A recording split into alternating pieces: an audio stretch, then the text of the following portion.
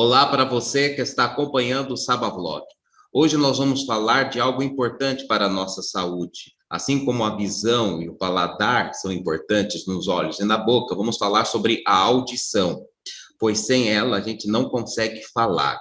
Vamos falar sobre audição e zumbido com a especialista no assunto e dona da clínica Conexão Auditiva, Cíntia Fadini. Cíntia, é um prazer estar entrevistando você hoje aqui no Saba Vlog, no canal Solano. Obrigado por ter aceitado o meu convite.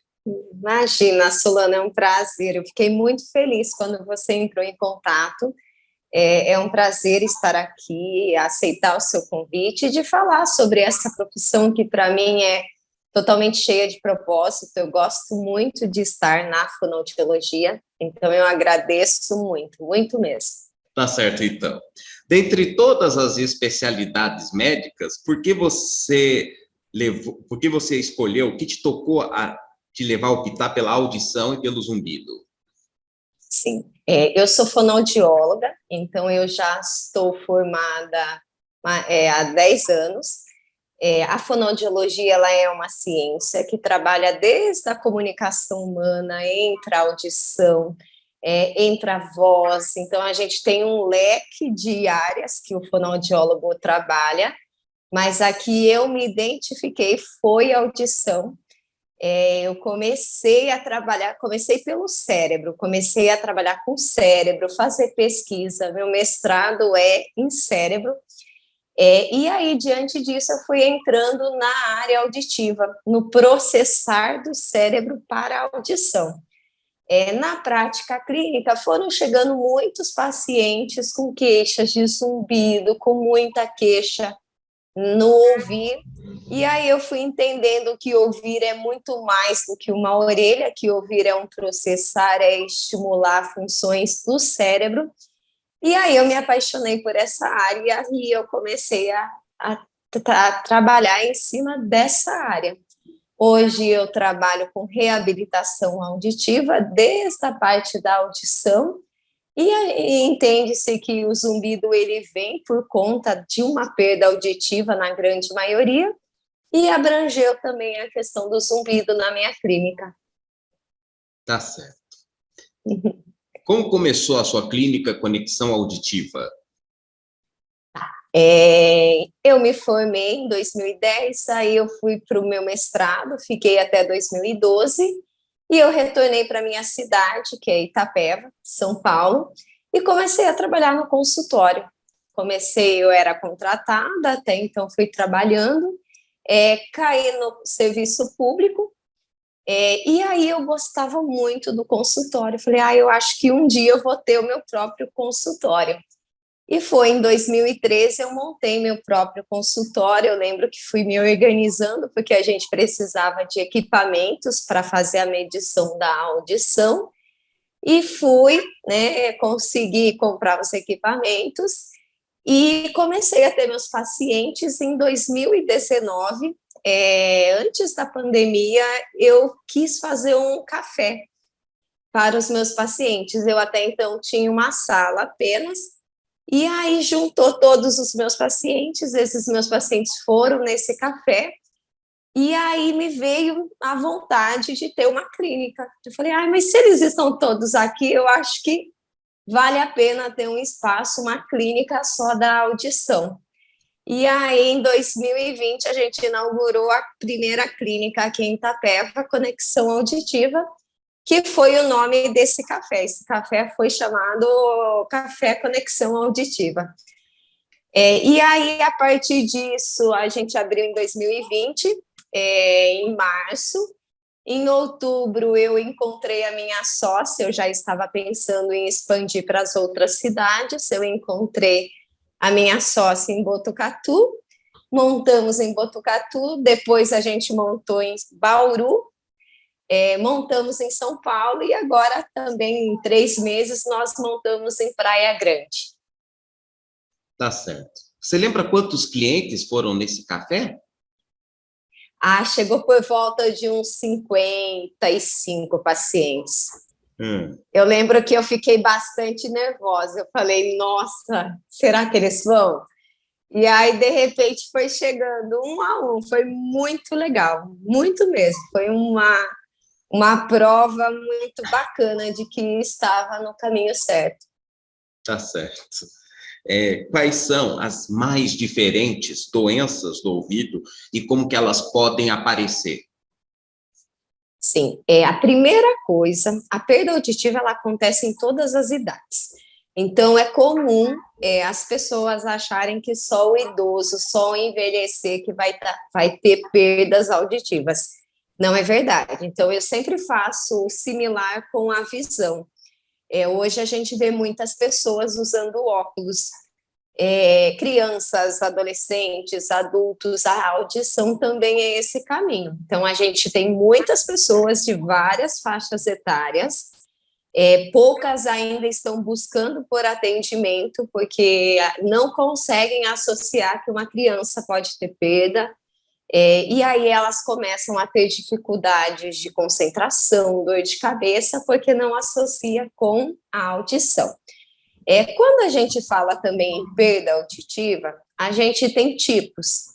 Então, eu tenho um tipo de perda da audição que se chama condução. Algo impede o som de passar.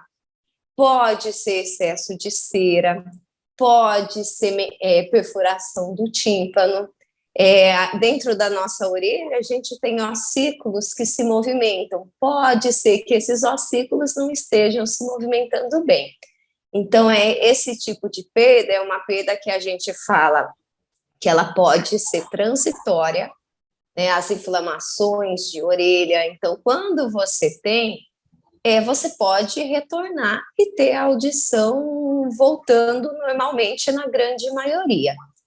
Porém, a gente tem um tipo de perda que se chama neurosensorial.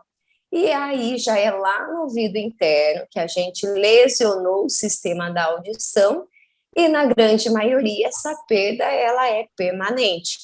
Como que ela ocorre? Ela pode vir por barulho, excesso de ruído, ela pode vir por traumas acústicos, então você esteve perto de uma bomba muito intensa, acabou lesionando essas células. Alguns remédios ototóxicos, alguns tumores, então são perdas que a gente fala que são neurosensoriais. Na grande maioria, todas tratadas. Porém, no diagnóstico precoce, você passar por uma avaliação da audição para saber qual é a perda e qual é o grau, vai definir todo o sucesso do tratamento. Certo. E a cera, quando que ela é aliada e quando ela é vilã? Eu acho que a cera ela é sempre aliada. O que acontece é que a gente que é o vilão da história. Por quê? A cera ela é como se fosse o nosso hidratante natural da nossa orelha. Nós precisamos dela para que a orelha trabalhe bem. Porém, uma vez que a gente começa a mexer, colocar cotonete, a gente desequilibra essa produção e aí a cera começa a trabalhar demais, a produção da cera começa a aumentar por desequilíbrio que a gente causa, e aí ela pode acabar formando um tampão, e aí o som não passa. Se eu não mexer na minha orelha, se eu evitar cotonete, a produção da cera ela é equilibrada, e ela está lá para proteger. A ausência de cera dá coceira. Então, é muito comum as pessoas acharem que a orelha coça por causa da cera. E, na verdade, não. É a falta dela que faz com que tenha coceira. Nossa. E por que existem, então, os cotonetes, se eles mais prejudicam do que ajudam? Eles foram inventados para a gente fazer uma limpeza externa, né? Então, você pode usar o cotonete para o pavilhão, mas não para entrar dentro da orelha. Então, a população foi também dando um jeito, quando viu esse cotonete entrou demais. Além de ter, né, o contato dentro da orelha, além de correr o risco de ter uma perfuração, porque se você está com o cotonete e você tem algum susto, alguma coisa, bate, pode perfurar o tímpano. Então, além de ser algodão, então algodão para algumas pessoas pode causar ainda um quadro alérgico. Ele não tem benefício para dentro da orelha, para fora, talvez para fazer limpeza externa ajudaria. Acho que muitos acreditam que a cera seja ruim por causa do cheiro dela, né? Quando ela é tirada do ouvido. Sim, Ela tem aquele cheiro. o cheiro ela vem por conta de algumas infecções. Então, se eu tenho uma exposição de água, né, se eu tenho uma inflamação dentro da orelha, aí já é um processo inflamatório. Então, não é a cera que está com mau cheiro, mas aí pode ser um processo inflamatório. A cera, ela não tem cheiro, é mais um processo inflamatório do que a própria cera mesmo. E o medo das pessoas, né, Solano, porque elas acham que, imagina eu ter sujeira dentro da minha orelha, então é mais um medo do que as pessoas vão achar, que deixa elas mexendo para tirar tudo que tem de cera. E isso é prejudicial para o sistema. Entendi. É vivendo e aprendendo, né? Vivendo e aprendendo, isso mesmo. Eu tinha um paciente, ele falou assim, tá, mas aí como que eu limpo a orelha? Eu falei, bom, não precisa limpar, já começa por isso. Na hora do banho, não precisa lavar a orelha, até porque a água pode ficar dentro e aí gerar um mau cheiro, uma inflamação. Mas você pode usar uma toalha, aquelas toalhas bem finas que você tem, né, daquelas de bebê, e colocar no seu dedo indicador e você passar com o dedo indicador. É o tamanho exato de até onde você pode entrar dentro da orelha. Tá certo. Quais são os erros que cometemos que podem nos levar a perder a audição? Sim, esse ano a gente teve, no dia 3 de março, o Dia Mundial da Audição. E qual foi o tema desse ano? O uso consciente a barulhos e sons que provocam perda auditiva. Nós vamos ter um aumento muito significativo de bilhões de pessoas com perdas auditivas a partir de ruído. Então, quando a gente está exposto a ruído muito intenso, eu não tenho proteção, isso é um dos fatores que a gente poderia prevenir e não acontece. Então, aos jovens, adultos, hoje todo mundo está ouvindo muito som intenso dentro da orelha. Não significa que você não pode ouvir música e fone, mas diminuir a intensidade e o tempo que você fica exposto. Isso vai diminuir muitos dados de perdas auditivas no futuro. Alguns medicamentos, quando não supervisionados, eles também causam perda auditiva. Então, eu tenho excesso de antibiótico, diurético, alguns ligados ao emagrecimento, que também são tóxicos para o sistema auditivo. Controlar o nosso metabolismo, diabetes, pressão alta, são fatores que a gente vê que também está ligado ao sistema auditivo. Então, se juntar todos esses cuidados, eu acho que a gente vai diminuir, porque a estimativa da Organização Mundial da Saúde é de que de 5 pessoas, uma tenha perda auditiva. Então, é um índice muito grande e a gente tem certeza que o agravo também está na exposição do ruído. Certo. Então, tem medicamentos que, se tomados de forma errada, podem causar também a perda gradual da audição. Exatamente. Temos ototóxicos, que lesiona áreas internas do ouvido. É claro que tem alguns que são inevitáveis, né? A gente tem tratamento do câncer, a cisplatina é uma medicação que é usada e que precisa ser tomada. Mas como efeito, a gente pode sim ter uma perda auditiva, a gente pode ter um zumbido persistente. Na quimioterapia que é usado? Exatamente, no tratamento. Então, acaba, assim, lesionando células. Entendi. Os aparelhos de audição, que eu vejo que é uma das especialidades da sua clínica, eles podem fazer as pessoas terem audição igual a de um ouvido normal? Sim.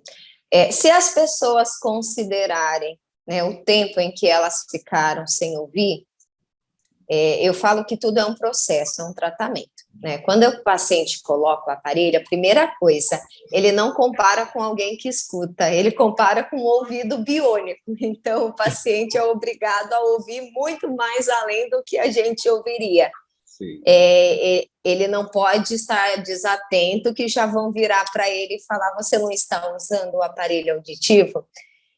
O que eu vejo é que influencia muito o grau da perda auditiva e o tempo em que essa pessoa ficou sem ouvir. O cérebro vai deixando de ter essas informações.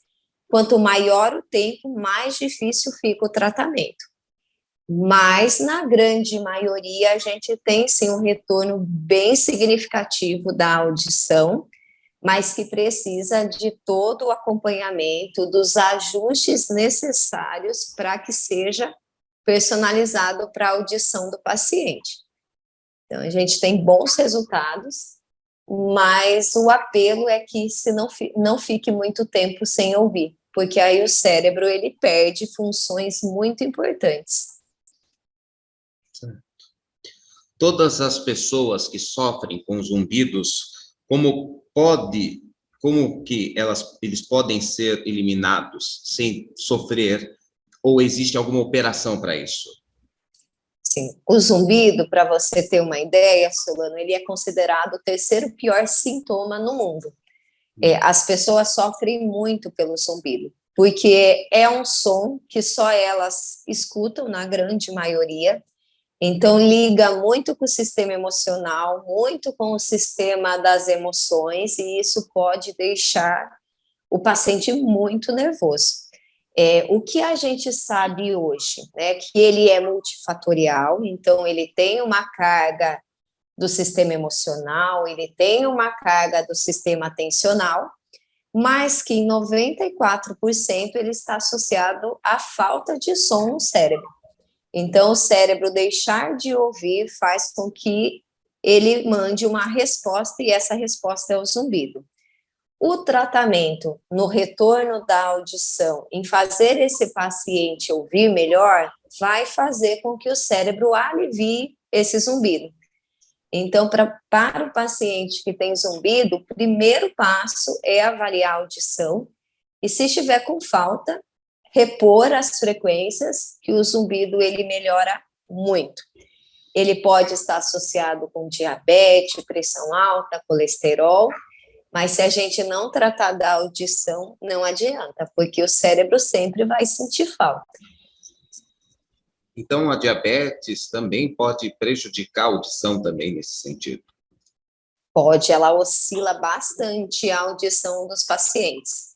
Então, nosso sistema auditivo, ele é vascularizado por uma única artéria, então tudo que está no corpo vai direto para o ouvido, e ele é uma das partes mais sensíveis que a gente tem do corpo. Então, a glicemia alterada vai direto para o ouvido. A questão de pressão, tem paciente que quando a pressão sobe, o zumbido grita mais alto, porque é o sistema que está sentindo essa oscilação. Então, cuidar do corpo também é cuidar do sistema auditivo. Certo. Você realiza operações? Não, o fonoaudiólogo trabalha só com a reabilitação. Então, quando o paciente ele está com a perda da audição e ele quer voltar a ouvir, se ele está com a queixa de zumbido e quer tratar desse zumbido por meio de tecnologia, é o papel do fonoaudiólogo, é trabalhar a função. A cirurgia, quem faz é o médico otorrinolaringologista. Até a questão de dor, medicação, vai ser o médico otorrinolaringologista. Só trata da parte auditiva mesmo, né? Exatamente, a audição, o zumbido, nessa especialidade que eu estou hoje. Tá, Então, você vai encontrar fonoaudiólogas que trabalham com linguagem, com fala, mas a minha é audição. tá certo. Bom, o tímpano, ele pode ser operado e ser recuperado em 100% após algum problema sério? Pode. O que acontece? Dentro da nossa orelha, a gente tem uma membrana que é muito fina, que se chama membrana do tímpano. Cotonete, colocar grampo, isso pode causar infecções, pode causar um buraco, uma perfuração nessa membrana. Para a criança, isso pode até acontecer dela mesma se ir fechando com o tempo. Com o adulto, ele vai passar por uma cirurgia. O que a gente vê na cirurgia? Ele evita de ter infecções, inflamações, alguns pacientes têm uma sensibilidade quando entra água por conta dessa perfuração, mas nem sempre a audição volta. Então, mesmo com o tratamento, mesmo com a cirurgia, o uso do aparelho auditivo pode ajudar se a audição não voltar. Tá certo. Operação com do tímpano demora geralmente quantas horas? Hoje a medicina evoluiu muito, é tudo microcirurgias, então eles acabam fazendo rapidamente, em questões de horas já está feita toda essa parte de cirurgia, já entra para a recuperação, é uma cirurgia simples. Além da membrana do tímpano, a gente tem o dos ossículos, que são os menores que a gente tem do corpo humano. Eles acabam fazendo, dentro da nossa orelha, os ossículos, eles se mexem. Em alguns momentos, eles podem calcificar e não se mexer e o som não passar. Então, eles conseguem colocar na ponte dos ossículos, ele consegue colocar um metal em que consiga se movimentar. Então, isso microcirurgias. Então, é uma coisa muito bonita de ver como a medicina evoluiu nessa área. E, rapidamente, recuperação tranquila. Alguns pacientes relatam a questão da tontura após a cirurgia, mas também que é tudo controlado, é tudo observado. A única coisa é que nem sempre a audição volta. Precisa do aparelho. Se não voltar, precisa, porque é uma pena o cérebro ficar sem ouvir. Sim. Então, a gente perde, hoje a gente vê pesquisas de perdas auditivas não tratadas, como consequência você ter doenças do cérebro. Então, tem que tratar sim. Tá certo. Quantas médicas trabalham em parceria com você?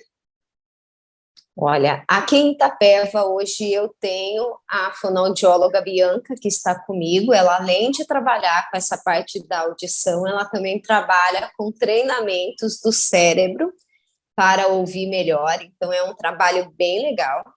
Em Praia Grande, eu tenho a minha sócia, que é a Priscila. A Priscila, ela está em Praia Grande, está em São Paulo.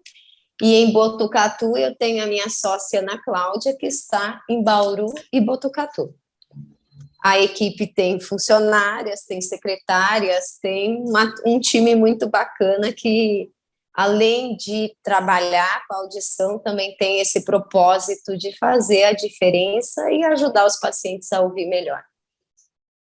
Lembrei de uma outra doença que é a otite. A otite, ela também é causada pelo cotonete também, e aqueles remédios de pingar, que começa com a palavra orto por causa de otite, eles são saudáveis ou eles também podem causar algum problema? Sim, as otites, elas são inflamações. Então, eu tenho no meu sistema otite externa, eu tenho otite média e tenho durante todo o percurso do sistema, né, da anatomia, eu posso ter inflamações e elas, dependendo da localização, é onde vai ser essa inflamação. Quando não tratada, ela pode trazer prejuízos bem grandes para a pessoa. Então, se você estiver com sintoma de dor, coceira, Se tem secreção, vale sim a pena você procurar por um médico otorrino para entrar com a medicação o quanto antes. O cotonete, não que ele seja a causa, né? A gente vê que como causa da otite seria mais piscinas, exposições de água, eu ter um contato direto, né? Por isso que eu falo que a gente não pode lavar o ouvido, porque senão entra água.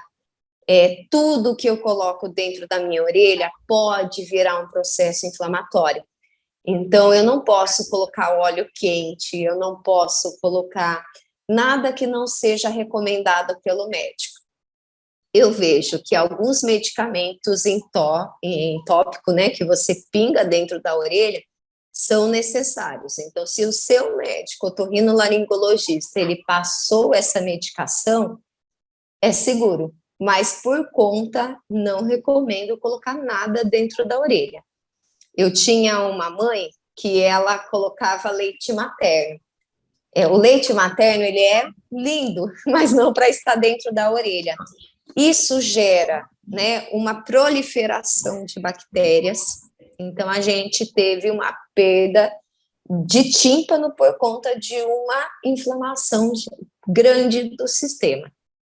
Então, as vovós de plantão que gostavam de colocar óleo quente, de colocar receita de alho, não é recomendado colocar nada. Até a água eu falo que é prejudicial. Então, tem que tomar cuidado. Tá certo. E quais são os contatos pelos quais a gente pode encontrar a Clínica Conexão Auditiva? Sim, nós estamos no site conexãoauditiva.com.br. Em Itapeva, Praia Grande, São Paulo, Botucatu e Bauru, a gente está no Instagram também. Eu também, Cíntia Fadini, também estou no Instagram. A gente tenta trazer sempre informações, sempre vídeos falando sobre a audição e dos tratamentos. Qualquer dúvida é só entrar em contato que a gente vai estar lá para atender vocês. Lembrando que estão aqui na descrição do vídeo. Cíntia Fadini, muito obrigado pela entrevista. Foi um prazer e aprender mais sobre a saúde do ouvido e da audição. Obrigada, foi um prazer, foi muito gostoso falar sobre isso. Tá certo, então. Obrigado a você também que nos acompanhou. Até a próxima semana com mais um Sabablog, se Deus quiser. Tchau.